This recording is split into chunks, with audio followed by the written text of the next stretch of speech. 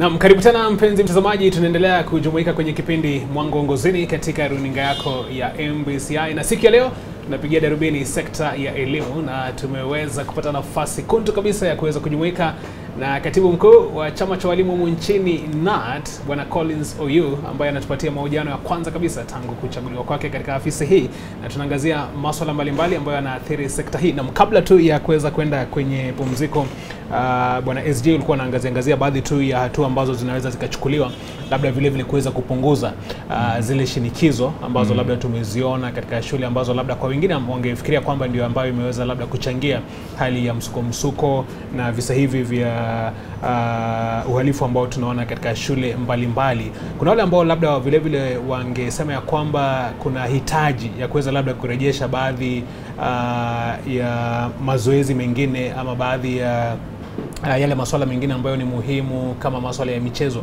ambayo vile vile labda inaweza ikasaidia shule. Ningependa labda uweze kuangazia hilo, na vile vile pendekezo ambalo kuna wadau ambao wameweza kupendekeza kwamba kuweze kuondolewa kwa mashule ya mabweni. Unachukulia vipi mambo kama haya? It is true that the term dates were a bit squeezed, and this was very possible after there was a suggestion that we get rid of other co-curricular activities, athletics, games, from the timetable, right in the term dates. So I want to say here that sports is very essential in schools, and I think this is what CBC is trying to promote right from the beginning. The idea of talents. Look at this child who is not talented in bookwork or classwork and has a lot of talent in the outside field, co-curricular activities. This is an athlete, this is a very good footballer, a very good netballer. And that chance for this child to get into this is not there, given the fact that the term dates were really squeezed and got rid of those activities. Even as we come back, I think the Ministry of Education should take time and review this, so that within the very squeezed term dates, let us look at how we can also squeeze in co-curricular activities. You know, when you play and do bookwork at the same time, your mind is very balanced. So those who cannot excel much in classwork, I think, and are able to excel in outdoor or activities, this should be encouraged. So it is my humble appeal. Much as I know there's that challenge, why can't we squeeze some of these activities so that children also go out there, and those who are really talented in these areas have time and opportunity to excel. Yes. Pendekezo la kufutiliwa mbali. No, that one, we cannot talk about, you know, doing away with boarding schools. Boarding schools were there. Let us go back to what made us succeed when we had boarding schools in place. I want to say the issues that I raised about causes of what is there now, the issues were neglected, and I think still neglected, should be brought in place. We cannot go that route to have boarding schools done away with. I don't support that. No. Yes. No. Ulikuwa umetajia kidogo vile ambavyo CBC ni muhimu hususan katika kuweza kukuza talanta na vipawa vya watoto. Yeah. Na ni swala ambalo wengi wanasema kwamba inaweza kuwa muhimu sana kwa mtoto kuweza kujua. Labda unafikiria kwamba kule kuwekwa kwa misingi, bila shaka, ama kule kuwekwa kwa misingi hivyo basi miundo msingi, infrastructure ambayo ni nzuri kuweza kuhakikisha ufanisi wa mtindo huu wa CBC, unafikiria kwamba umeweza kutekelezwa kwa kiasi gani? Yeah, already the president has made some pronouncement, and I think we have, I think, a number of classrooms that should be put up in line with the infrastructure, and to be very specific, around 10,000 classrooms to be put up so that they accommodate the other the other line of CBC, and that is junior secondary. Yes. So basically, the government has pumped in a lot of money in CBC. What we can complain about, and what is outside here, was that preparedness for the rollout, which, without even cheating, that preparation was not actually perfect. When you look at the engagement of the government and what we call stakeholders, public participation, to some extent, let us not cheat ourselves. Public participation was not as perfect as required. Even as we now get into grade 5, there's still a lot that should be done. Even with my own teachers and teacher leaders, it is only recently that I invited 110 branch secretaries to KICD for some training. Our branch secretaries didn't know much about CBC. And you know, there are also stakeholders outside here. But I want to thank God that the kind of workshop that we had at KICD with our secretaries in 110 branches did actually a lot in making Kenya National Union of Teachers at the grassroots understand exactly what is in CBC. I want also to say that grade 5, there's about how many years? 5 years. This thing has been there.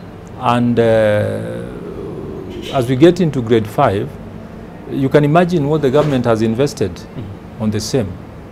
We can only call upon the government to bring up proper, ways of ensuring that we have adequate teachers to handle CBC and a proper infrastructure to have CBC get on successfully. Ilivyo kwa sasa unafikiria kwamba idadi ya walimu ni ndogo sana ikilinganishwa na wanafunzi katika shule za msingi? If you look into what is required in CBC, literally teachers have to do a lot. And that concentration on a child is actually very important in CBC. So look at the very big classrooms that we have. The teacher ratio in Kenya now is not distinct. We talk of one teacher handling 100 pupils or 100 learners. Yeah. What should be there at CBC should be averagely one teacher to about 30 or 35 learners, which is not practical now. So the government must ensure that we up this game by employing more teachers to handle learners in CBC. Kweli kabisa. SJ, najua kuna walimu wako ambao wanakutazama kwa sekunde 30, unaweza kuzungumza nao wanachama wako wa KNUT? Yes, I want to appreciate our membership, Kenya National Union of Teachers, all teachers in this republic, and especially the delegates who made sure that we are elected to this office on the 26th of June 2021. We actually committed ourselves during campaigns and even after elections to serve all teachers in this republic without fear or favor. I know we shall make it. Kenya National Union of Teachers is the strongest union in Africa south of the Sahara and north of River Limpopo. This is a strong union. We must bring back Kenya National Union of Teachers back to its feet. The leadership of the Kenya National Union of Teachers has actually come out strongly to focus on having Kenya National Union of Teachers back again. Our duty is to negotiate for better terms and conditions of service to all teachers in this republic. So what leads us there? Now, strategizing very well to work with the employer and the government of the day. So we must have a strategy to actually fight for the rights of our teachers, not fighting every other war. We must be able to choose our war, and our war must be that war to benefit teachers in this republic. No. Short of that, I don't think we shall have any business being around. But as things are now, KNUT is actually back to life again. that strong membership is back, and we want to make sure that our teachers benefit from our being here as leaders of this great union. Thank you. Na mtazamaji, mwenzetu Paul Kagi amekuandalia kile kitengo kifupi cha viongozi tajika. Paul Kagi, kazi kwako. Basi mpenzi mtazamaji, kama nilivyokuwa nimekuahidi, narejea na sehemu ya viongozi tajika. Wallace Oyinka ambaye amekuwa ni msomi, tumekuwa tufanya vitabu vyake hapa nchini.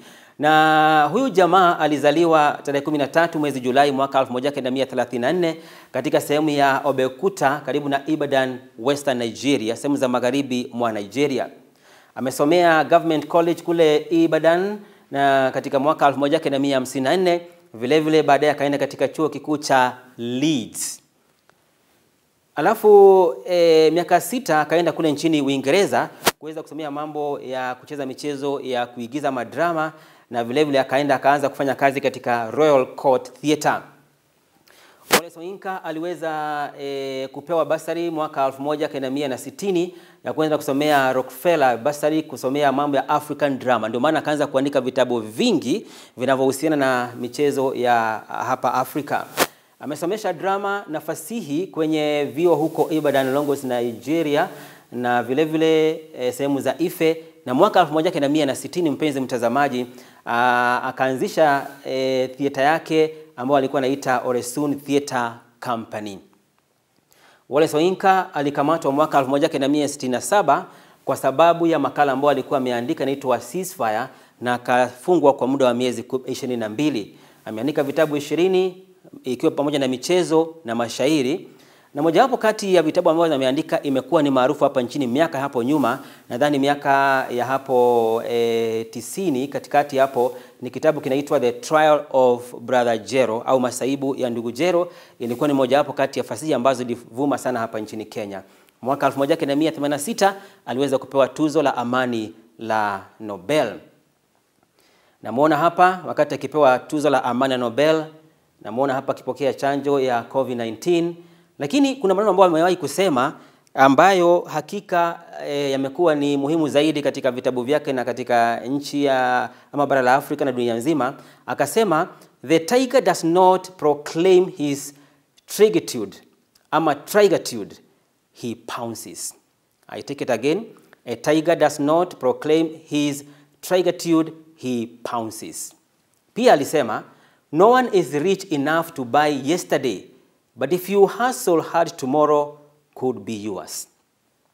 No one is rich enough to buy yesterday, but if you hustle hard, tomorrow could be yours. Alafu mwisho akasema, the greatest threat to freedom is the absence of criticism. The greatest theater to freedom is absence of criticism. Mwisho wa Mwanga Uongozini kwa wiki hii, hadi wiki jao. Kwa heri, mimi ni Paul Kagi.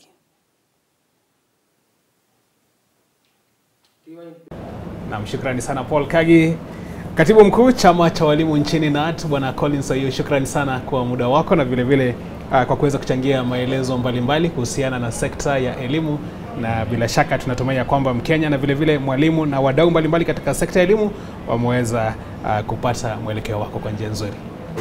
Asante sana. Asante sana. Be blessed. Kufikia hapo basi mtazamaji, ndipo tunatia nanga kwenye kipindi Mwanga Uongozini kwa siku ya leo. Tumekuwa na katibu mkuu wa chama cha walimu nchini KNUT, Bwana Colllins Oyuu, kuangazia na kupigia darubini sekta nzima ya elimu. Kwa niaba ya kikosi kizima ambacho kimefanikisha kipindi hiki cha siku ya leo, tunakutakia usiku mwanana. Jina langu ni Mangicho Mola.